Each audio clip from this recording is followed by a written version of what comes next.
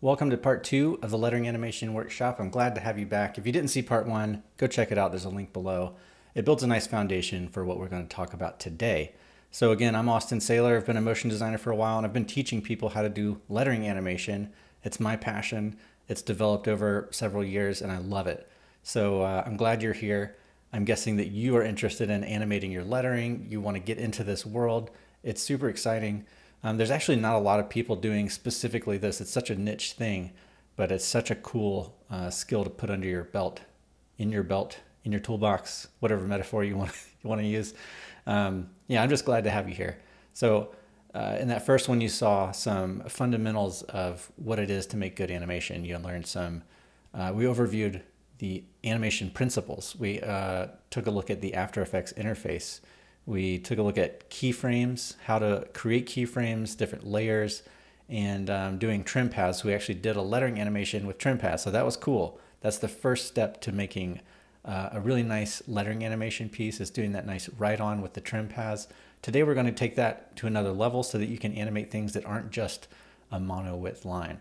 But what I'm most excited about teaching you is the graph editor. The graph editor is like the secret sauce. I'm not a huge fan of that metaphor either, but it is the secret sauce. It's the thing that really separates good animators from mediocre animators. If you don't dig into that graph editor and learn how to tweak these animation curves, your animations will most likely always feel a little flat. So come join this journey with me, dive into this graph editor. If you could do one thing for me, it's unplug from everything else. Don't be on Twitter, don't be on Facebook, just really focus. There's like 20 or 30 minutes of this. And I promise you, if you get through this and start to understand a little bit better about the graph editor and what we're going to learn about masks and mats, you're going to make such amazing progress towards becoming a better animator.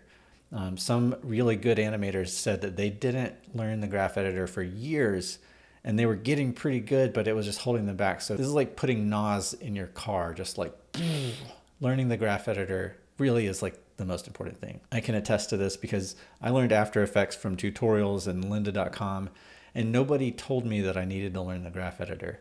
I learned lots of fancy stuff and explosions and visual effects and really weird stuff that I could do in After Effects, but the graph editor was something that came way later. And as soon as I learned that and buckled down and decided I'm going to figure this out, that's when everything took off for me. So I encourage you to really pay attention to this part. I think my specialty is lettering animation, but it's because I've poured my energy into that specifically. But you can take this beyond just letters. It's good to know this stuff to become good at animating anything, a design, a logo, graphics in a video, characters. Anyways, this is just like a great foundation for you. All right, so let's just jump right in.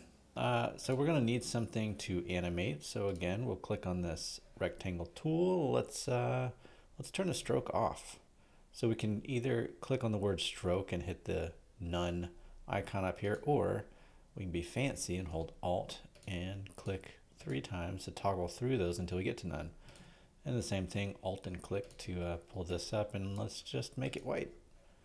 And I'm going to draw a square by holding Shift.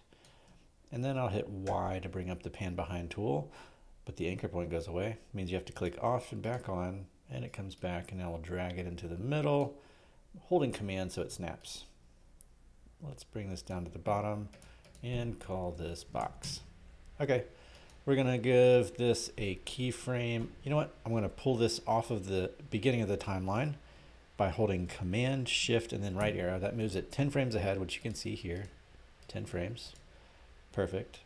Let's give this a position keyframe. And I'm going to jump straight to giving it a position keyframe, not even just pulling up transform, hitting position here. Watch this. Alt P. Boom. I love it. All right, now I'm going to move ahead 20 frames. So Command Shift right arrow twice. And now I'm going to click and drag this box to the right.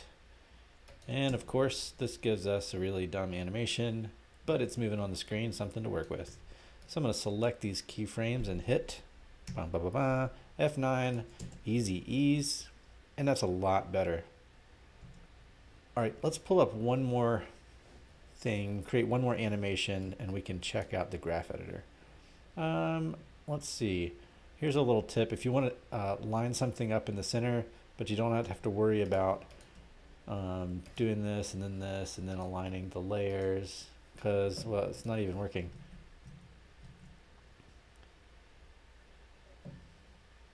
All right, now let's pull. I want to draw one more thing. I'm going to draw a line, and I don't want to fill. So we're going to Alt click, click, click, Alt click on this. Let's make this stroke. Let's make it darker. Ooh, fun. Okay, 28 pixels, that'll probably be good. You know, if you want to draw something right in the middle and you're kind of guessing, you can turn on title safe here, or keyboard shortcut time, the apostrophe button, apostrophe key. So now I'm going to draw this line just like that. And we want this bar, this line to not look stupid. So we're going to go toggle all the way down into stroke. These are the different properties you can do a lot of stuff with in After Effects. I'm going to change this to round cap. Oh, that's so much better. All right, I'm going to hit apostrophe to take away the title safe box line that just kind of nicely gives you this center line. This already gives me my anchor point right in the middle because that's where I started this. And let's call this one line. Not getting creative with the titles, the layer names. We want to be able to see what they are. And I'll go ahead and give it a different color. Let's make this one purple. Cool. Okay. And this one I'm going to animate the rotation. So if I hit Alt R, so first if I hit R, it brings up rotation. If I hit Alt R, it gives me the keyframe. That is super handy. And clicking on this box, if you hit U, you'll see the position keyframes pop up because that's what we have used so far. U, used. And I want to animate it over the same amount of time, and I know that that's 20 frames, so I'll go Command Shift, right arrow, and we're going to give this another rotation over here. We're going to get this to 90 degrees. Oh, perfect. I don't usually accidentally get it right on the money, but that was cool. And maybe we'll start at -90, which will be down here. But if I just type in -90, enter, we've got that. It's rotating. It's not rotating. I don't know why. Oh, maybe I had both keyframes selected. I'm not sure. Now it should rotate. Perfect. All right, but it's also dumb looking, so we're going to give it an easy ease. This should be much better. Whoosh. Cool. Okay, now we can take a look at the graph editor. The first one we're going to look at is the rotation. And if you click this little graph editor icon, that pops you into this fancy thing here. One thing that's nice about the graph editor, let's say you've zoomed way in or something, and you have this property selected. You can hit, let's see, what is it called? Fit all graphs to view. Boom. Now you get to see them all up here, nice, big, and pretty. Let's see, what are we going to talk about? This represents the value of the property at any given point in time. So right now the value of this property is -90. You can see this like just higher than -100 because the value of the rotation is -90 right here. And as we go forward, you see the value going up until we get all the way up to 90 degrees. And you'll notice this curve. This is what we call an S curve. And this means that it's easing in. We've got the easy ease set, and this is easing in. The value change is slow here, and in the middle it's steeper, so the value changes faster, which means it's going to be rotating faster in the middle. And then it's slowing down towards the end. But here's one of the coolest things, and this is why I love the graph editor. You can manually change this. I'm holding shift so that it's kind of locked to that horizontal line. We can push this to an extreme. And can you guess what this is going to do? It's going to rotate really slow, really slow, really slow, really fast, and then really slow at the end. So let's take a look at it. And that gives us a totally different look. There's no right or wrong curves in After Effects. It's only what the curves that you need for the job, for the particular thing the effect you're going for. And maybe you noticed me get out of the graph editor by hitting Shift F3. On a Mac, you might need to hit Function Shift F3. But This is a handy dandy. I hate that word, handy dandy. It's just really convenient to know this keyboard shortcut. Shift F3 gets you into the graph editor and back out. All right. But notice that if I hit Shift F3 while I don't have anything selected, it goes into a blank graph editor.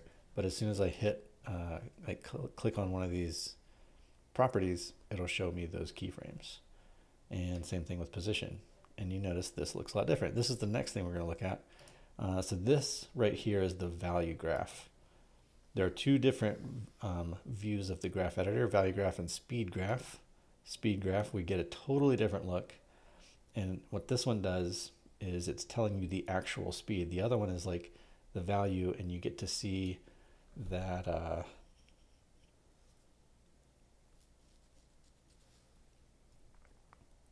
so this one's showing you the speed, and the other one is showing you the value. Thus the names, they are very well named.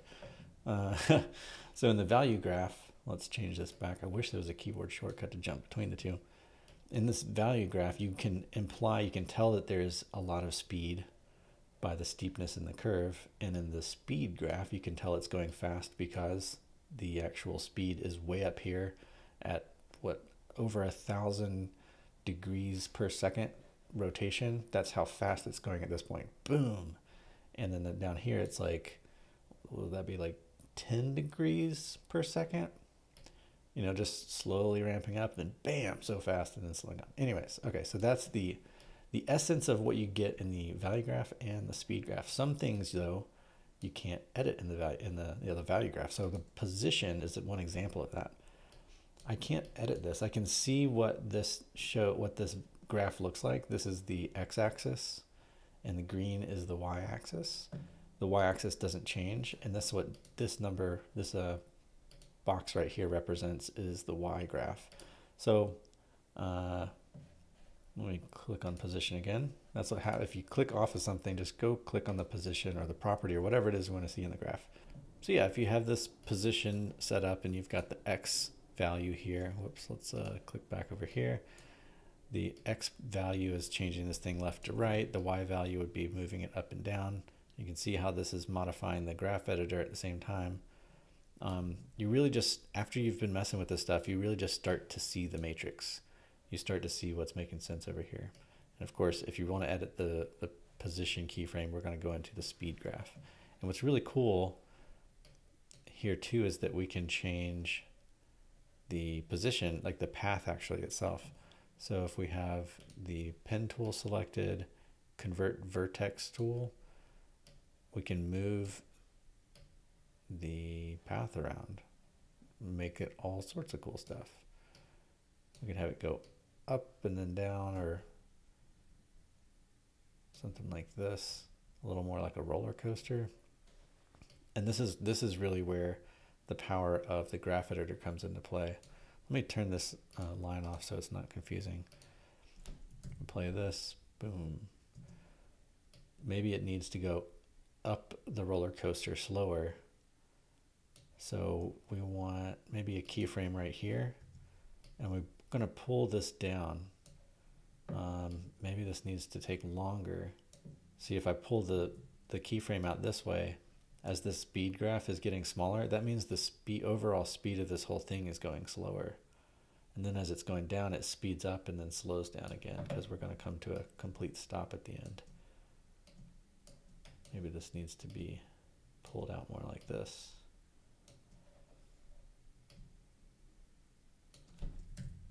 Slow up and then fast down. And that, man, the graph editor is so freaking cool. You couldn't do this with just easy ease. It just would not look right. Actually, let's just see what it looks like. Select all those keyframes, hit F9, and watch it. And this is what I'm talking about, seeing the matrix. I could tell before we actually played through this that this is not going to look right here, because I know that the speed graph means that it's going fast and then it's slowing down completely to a complete stop. And we don't want it to come to a complete stop right there. And I'm going to show you another animation principle that you can achieve just using the graph editor. We're going to do anticipation. So instead of this line rotating from the left side to the right side and just going straight over there, we're going to have it anticipate by going the opposite direction for a second. So I'm moving, let's see, 1, 2, 3, 4, 5, maybe 6 frames ahead. And instead of it going up, we're going to pull it down. Doesn't need to be a ton. Let's see what this looks like. Yeah, it's a bit of a jerky motion. So maybe it needs to happen over a longer period of time. And I'm going to hit Shift F3 or that graph editor button. And let's change this back to the value graph. And we see that it dips down below before it goes up. So you want the anticipation. Sometimes I think it looks nicer to have a smooth, longer anticipation, so we can pull this out a little bit more. And I want to flatten this line out so it's horizontal, but if I grab this and move it, it's going to break the handle. So undo that, and if I hold Alt, it'll actually drag that back. And now they're hooked back together, so if you want to break it again, you can hold the Alt button and it'll break it, hold the Alt button again, and it mends those things so it's unbroken. And here you can actually modify the animation by just moving things inside the graph editor, which is really cool. So we could have it anticipate by dropping way lower, maybe just a little bit like this. So we can experiment. We can pull this Bezier handle in, and what this is going to do is it's going to anticipate slowly and then shoot across, which maybe is what we want. Let's test that out. It all depends on what you're going for, but know that you have all sorts of control inside the graph editor. And we can also, so this is kind of anticipation is almost like a reverse overshoot, which is another great use of animation principles. So let's overshoot this one and have it land back at this position right here. We're gonna have this happen a little faster. So if you either change the value while the playhead's over here, like this, it'll give us a new keyframe, or you can hit G, which usually brings up this pen tool right here, and you can click right here, it adds a new keyframe. You can click and drag this up. So let's just, so I've pushed this so that it overshoots past where it's supposed to be, and now it's going to come back to that 0 position, or the 90-degree position. So let's see what this looks like. Boom. This is already starting to feel very much like something that's mimicking real life. The graph editor is so cool. You have so much control. So you can use the graph editor to do this overshoot and anticipation stuff. Cool, you've learned the graph editor stuff. It's great. It can be tricky, it can be hard, so I want you to dig in and really learn it for yourself. But you get so much control. Anyways, I want to show you now some ways to get some quick results. I'm going to pull up the Flow plugin. So what the Flow plugin does, as you can already see here, I think I can pull this down and see more of that graph editor here. You can change stuff in the graph editor without ever going into the graph editor. So I'm holding Shift to keep these things locked on the horizontals, hit apply, and it applies to the keyframes that you've selected. It's awesome. It also gives you all these presets, anticipation and overshoot. You're just using 2 keyframes. I don't think it's the best way to do it, but you know, it's a quick way to do it. Let's go back to something like this. It's really cool. And the value, I think, in the Flow thing is, let's say we create something that we love. We love this curve right here. Instead of having to go into the graph editor and create that same curve each time, we can save it. Okay, we save with the save button here. Maybe I already saved something like it. So let's just go back in here. Yeah, we called this bop. I don't know why. But it bops up and kind of down. Bop, bop. So if we love that, we can save it and use it over and over again, or at least use it as a starting point. It's really handy. Here was another one that I saved, called it Boop. Boop. Anyways, Flow is really cool. I prefer going through and teaching the graph editor first and then showing these plugins, but it helps you work faster sometimes, and that's really handy. The next plugin that I want to show you is Motion 2. Motion 2, watch this. If I'm dragging this middle slider here, this is going to affect both Bezier handles that I've got selected and so they're both getting more extreme the further closer to 100 that I get. That's as extreme as it can get. And I pull it back and it's just almost linear right there. So this is about where easy ease is, so like the 25 range, and pushing it up into like 75 range makes it much more extreme. You can choose the first one that will affect that first keyframe and just the second one. So you can modify them individually or both together. To me, Motion 2 is a quick way to get something a little better than Easy Ease, but it doesn't give you quite as much flexibility as Flow, but it is faster than Flow at just giving you a nice ease. So they both have their place. Also, one super cool thing about Motion 2, you've seen me do this thing where I draw a shape and then I hit Y and then I click off and then I click back on and then I drag the anchor point and hold command, and so many different steps. If I undo, we've got this anchor point here. I want it in the middle. If you click this, you can change the anchor point to the middle. Woohoo! It's so cool. You can easily change the anchor point to any corner, any side, or the middle, and it doesn't mess up your animations. It's awesome. It's so cool. So that's one of the great things about Motion 2 in my opinion. There's one more graph editor plugin that I use a lot, and that is Ease Copy. Where is Ease Copy? Right here. So what Ease Copy does, let's just say we've got another rotating thing. Boop doop doo. Let's say it rotates. We do one of these guys. It overshoots. Boom. And we're back.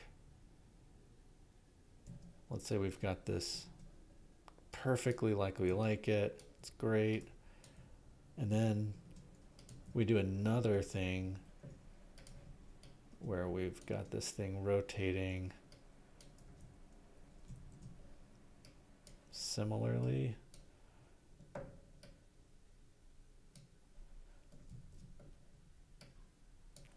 But we want the same ease values as these. So I can copy, or I can select all of those, hit copy, select the same number of keyframes here, and I can either paste the value, which will give me the exact same values. I'm going to undo. I want the ease.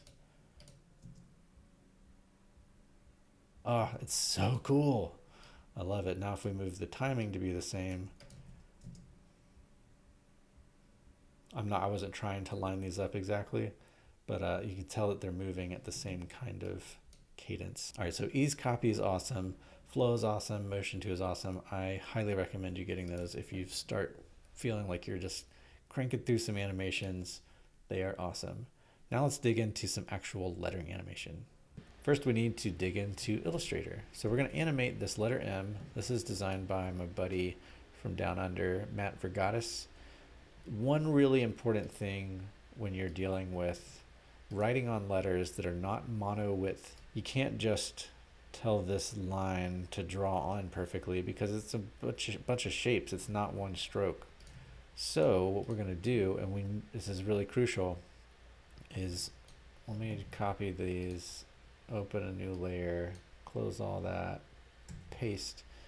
Normally, you end up designing and you flatten everything out. Well, this would be really hard to animate on completely flat like this.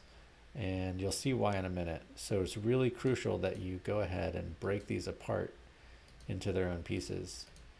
And something that's easy to forget when you're designing this stuff is that, when you're designing stuff, it doesn't matter what they look like underneath, where they overlap. In the end, it doesn't matter to the design itself if that's chunked out like this, or if this has weird pieces,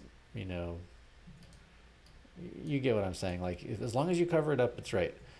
But if you're animating this and that line draws on first, you're going to see these weird jaggedy spots. Okay, so we've separated everything out. Perfect. And we want to make sure that they're on their own layers. So, you know, if all of these were on one layer, like so, the quick and easy way to separate these onto their own layers is to select the layer, select this little hamburger button, and release to layers sequence. And now they are on their own layer. However, we do need them outside of this one. So we just select all of those, drag them outside of that layer, and we can delete the layer below it. Now we've got 1 through 6. Save this guy. I'm going to show you a little secret real quick. Overboard. This is made by Adam Pluff. You got to go check it out if you're importing stuff from Illustrator into After Effects a lot. It's amazing. If you select all these pieces that you want to go into After Effects, you hit a button and it imports them as shape layers. It's amazing. I'm going to undo because I'm going to show you the way to do it without Overlord, but that thing is just incredible. Okay, so we're going to save this. We've got them all separated onto their own layers. Let's go into After Effects. And in After Effects, you can right click and hit Import File, or Command I, or File, Import I, or you can double click. Yeah. So I'm going to bring in this. This is really important. Change your footage to composition, retain layer sizes. We don't want this to come in as footage. It'll just come in as one image, really. So we're going to say that. We're going to hit open. So now, how do you write on something that isn't a monoline piece? Great question. That's what we're going to cover. So we need to create a new shape layer above the layer that we want to draw on. So by selecting one, that layer right there, and I right click in an empty space and go to new shape layer, it'll place it above that one. Now on this shape layer, we're going to select the pen tool, and let's hit Alt click through here and give it a stroke, make it something easier to see. And 28 pixels might need to be a little wider. We want to be able to cover this whole thing. So I'm going to just create this stroke right over here. And this needs to be a lot bigger, so we'll just drag it out much bigger. And I like to toggle these down, stroke. You know, I don't actually like toggling through all these things. That's why I have Butt Capper, also by Adam Pluff. This one's free, so, or pay what you want or something. So go get it. It's so awesome. There's a link below. All right, with that selected, clicking this guy right here creates that butt cap, and we're going to do our old trusty trim paths here. So we've got layer selected, add trim paths, and see this, boom, look familiar? Well, it doesn't really help us if it's just like covering it up. All right, let's go ahead and animate this. I'm gonna bring it back. Gosh, this composition is really long. It's like 15 seconds. Hit Command K. I don't want it to be that long. Let's turn this back to 5 seconds. Now we've got a more manageable timeline. I'm going to move ahead 10 frames, Command Shift right arrow, and click that keyframe and move ahead maybe 10 frames. And I want this to also be 100, so if I change it below 100 and back, it'll give us this new keyframe. Command Shift left arrow to go back because I forgot to make this 0. And now when it writes on, boom. All right. Now let's click this layer, hit U. I know that I want to, this is my matte layer. So I'm going to hit enter and change this to the word matte. And why I'm calling this matte is because we want to change the track matte of the layer below it. We're going to change that to alpha matte. And what that says, what that does is it's looking at what is above this that is showing something on screen. Wherever it shows something on screen, it's going to reveal the thing below it. I think we should go ahead and move these guys out of the way because we're only writing one thing on at a time here. Cool. So this is looking pretty good. But one thing I like to do is give this some easing. So we're going to hit F9 and go out here and hit N. That brings in the work area. B is the beginning of the work area. So if you hit B on the other side of here, it'll move the work area. Move it back here, hit B for beginning, and hit N for end. It's a little different than Premiere if you're used to that. That's like I and O, in and out. B and N is just different in After Effects. Got to deal with it. Okay, so this is our matte layer and it's writing this on. I like to make sure shape, we're going to dig into the path here. I like when the path, just like the very beginning of it, we're right here at the first inkling of this thing showing. I like it to just barely draw on, just a little bit like that. Then it goes up. But now you see I messed up the path. So it needs to go out here. Cool. Might even need to go a little longer. Yeah. So as long as you've got this thing kind of going up the middle of that stroke and you've got it wide enough, it'll cover the whole thing. Now we can dig into the graph editor and make this like really smooth. Maybe we want it to like come in slow and then end up going faster right here. Like kind of like a brush stroke, starting slow and fat and then kind of flicking it at the end. And then we can just go ahead. I like to change the matte color to cyan. That's just my habit, so that I know at a glance that anything with this cyan color is going to be a matte layer for the layer above it. So we're going to do this again. We're going to repeat this. Click 2, create new shape layer. Let me zoom back out. We need to bring this letter in and make sure, see if we have this selected and we start trying to draw, we're going to create a mask for this shape, which is not at all what we want right now. We're going to make sure this is selected, hit enter, and go ahead and label this matte. Make it cyan. I did sandstone cyan. Okay, now we need to draw.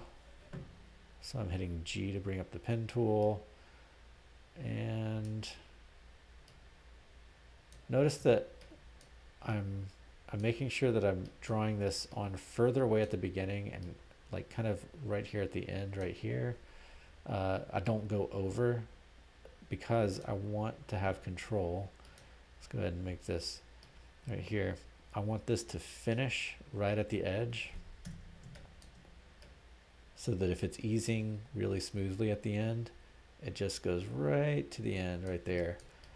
But the reason I start this further back is why I told you just before. Toggle this down. Let's get our trim paths going so that I can show you this. When it's at the beginning, the first, even at 1%, it's showing this whole big circle. So I want this path to just barely be right there. Let's go ahead and maybe we'll do another 10 frame animation where it draws on like that. Boom. Now we'll change this number 2 thing to alpha matte as well. But I think we're going to want to not have these overlap so much, but rather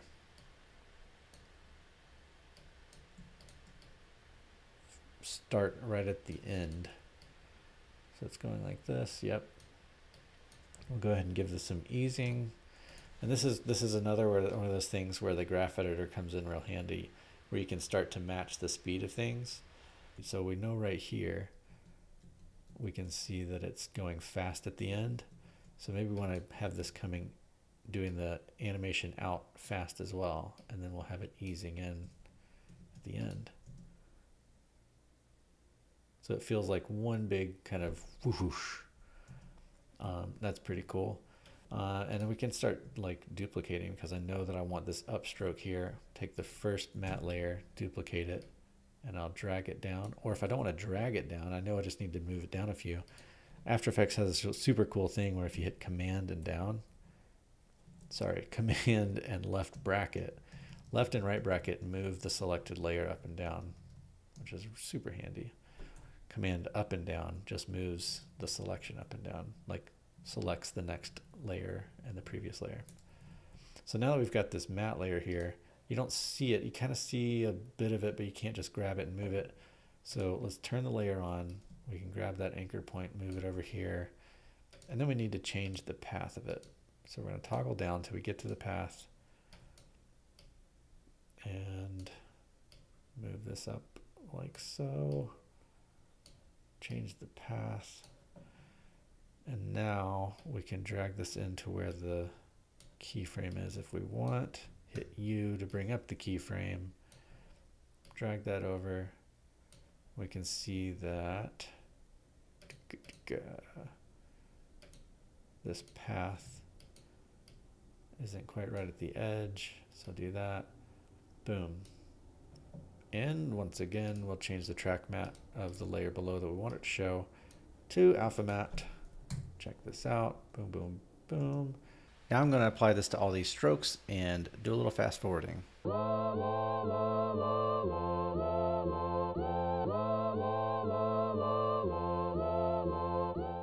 right, we let that bake in the oven for about 15 minutes, and now we've got ourselves a little M cookie here, fresh out of the oven. I think it's quite nice. We've used the graph editor to make these things custom for each one. This guy right here is a little longer at the end so that it can kind of animate out a little smoother. Boom, slow down. It's a dramatic finish. Boom. Anyways, I'm pretty excited about this one. I think it looks nice.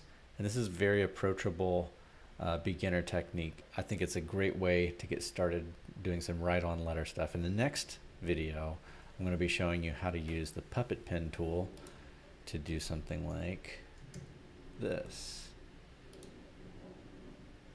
We're going to create puppet pins, and with that we can make this thing bounce and stretch and all sorts of goodness. But I'm going to leave that for the next video. Thanks for watching. All right, we covered a huge amount of ground in that video, so if you need to, go back and watch it again. Otherwise, I think that the best thing you can do is to download the After Effects file, or at least make your own so that you can follow along. Doing these things, setting those keyframes, creating those matte layers, doing this yourself is going to be the best way to learn. You know it is, so just go do it. I don't want to waste your time, and you watching a video like this but not getting the results from it is going to be wasting your time. So I encourage you to go do that. Jump into After Effects. Even set like 15 minutes a day, like set a little thing in the morning. Wake up 15 minutes early, 30 minutes early, and dig into After Effects. That's going to help you tremendously. Anyway, so I'm glad that you've now gotten like a deep dive on the graph editor. That's one of the hardest things to learn. And if you can even get just a little bit and start to make just a little bit of sense, then you're well ahead of the game. And the third part, you're going to be taking this to another level. This is like advanced stuff. So even if you're not there yet, even if you don't think you're ready to take it to the next level, watch the video because it's going to stretch your brain. The best place to be when learning is at the edge of your abilities. And I know for most of you, this is going to be beyond the edge of your abilities. So go ahead and watch it and see where you're headed and kind of get your brain wrapped around to this advanced stuff. And it's going to be really good. And if you're there, just test it out, try it out. It's always good to try new things, test new things out. That's why you're here. You're here to learn. You're here to learn After Effects and lettering animation. So anyways, that's my spiel. I would love if you want to share this with a friend that you think might be interested in learning how to animate as well. I think it's much more fun to learn with more people. So send them a link from below. Yeah, glad you're here. I'm Austin Saylor, and I'll see you in the third video.